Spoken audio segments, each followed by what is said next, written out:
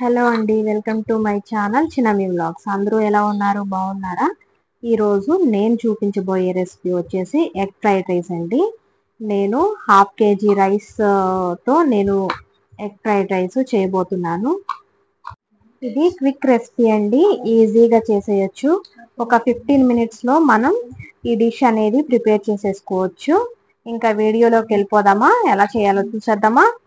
First మనం ఒక కళాయి తీసుకుని దానిలో నూనె యాడ్ చేసుకోవాలండి. అది కొంచెం కాలిన తర్వాత మనం ఉల్లిపాయలు, పచ్చిమిరపకాయలు అనేవి యాడ్ చేసుకోవాలి. యాడ్ చేసుకుని ఒక 5 నిమిషాలు బాగా దోరగా వేయించుకోవాలండి.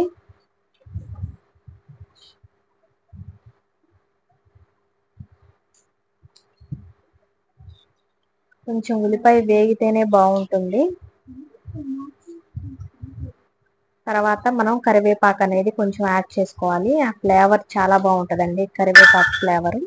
ఈ ఉల్లిపాయలు దోరగా వేగిన తర్వాత మనం కొంచెం అల్లం పేస్ట్ అనేది యాడ్ చేసుకోవాలండి.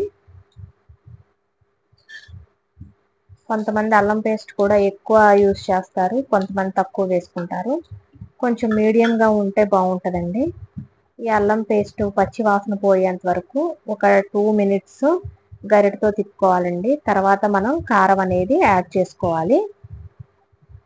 కారం కూడా అంతేనండి, స్పైసీ ఎక్కువ తినేవాళ్ళు ఎక్కువ యాడ్ చేసుకోవచ్చు, తక్కువ తినేవాళ్ళు తక్కువ యాడ్ చేసుకోవచ్చు. ఇది కూడా ఒక 2 నిమిషాలు గరిటతో తిప్పుకోవాలి. తిప్పుకున్న తర్వాత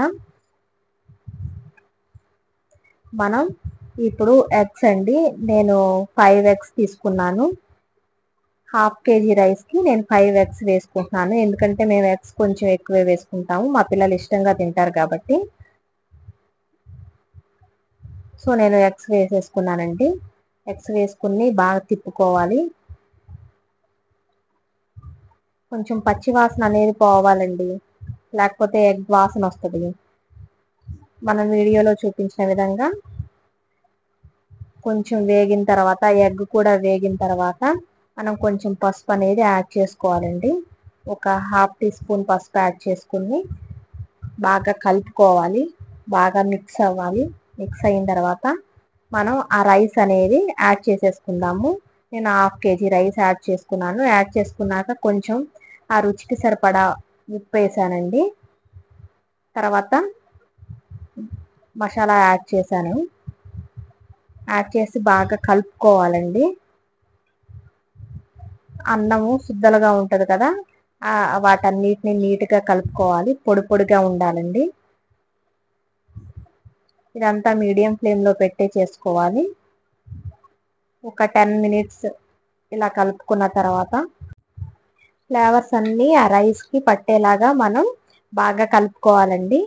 కలుపుకున్న తర్వాత 10 మినిట్స్ అయిపోయిన తర్వాత మనం స్టవ్ అనేది ఆఫ్ చేసుకుని మనం ఫైనల్గా కొత్తిమీర అనేది యాడ్ చేసుకుని గార్నిష్ చేయాలి. అంతేనండి, ఎగ్ ఫ్రైడ్ రైస్ అయిపోయింది. ఇది మొత్తం 15 మినిట్స్ ప్రాసెస్ అండి, చాలా ఈజీగా క్విక్గా అయిపోతుంది. చూడండి, కలర్ కూడా ఎంత బాగుందో.